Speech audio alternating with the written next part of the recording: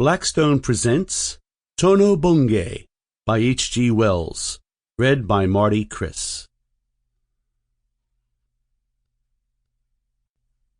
Book the First. The Days Before Tono-Bungay Was Invented. Chapter the First. Of Bladesover House, and My Mother, and the Constitution of Society. Part 1.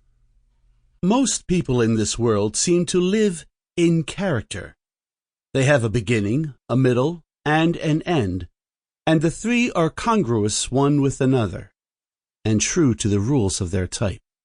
You can speak of them as being of this sort of people or that. They are, as theatrical people say, no more and no less than character actors. They have a class, they have a place, they know what is becoming in them and what is due to them, and their proper size of tombstone tells at last how properly they have played the part. But there is also another kind of life that is not so much living as a miscellaneous tasting of life. One gets hit by some unusual transverse force. One is jerked out of one stratum and lives crosswise for the rest of the time, and, as it were, in a succession of samples. That has been my lot, and that is what has set me at last writing something in the nature of a novel. I have got an unusual series of impressions that I want very urgently to tell.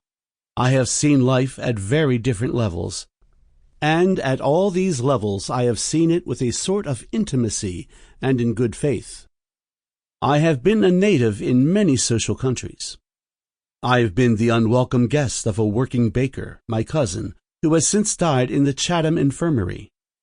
I have eaten illegal snacks, the unjustifiable gifts of footmen in pantries, and been despised for my want of style, and subsequently married and divorced by the daughter of a gasworks clerk. And to go to my other extreme, I was once, oh glittering days, an item in the house party of a countess. She was, I admit, a countess with a financial aspect, but still, you know, a countess. I've seen these people at various angles. At the dinner table I've met not simply the titled, but the great. On one occasion, it is my brightest memory, I upset my champagne over the trousers of the greatest statesman in the empire. Heaven forbid I should be so invidious as to name him, in the warmth of our mutual admiration. And once, though it is the most incidental thing in my life. Sample complete. Ready to continue?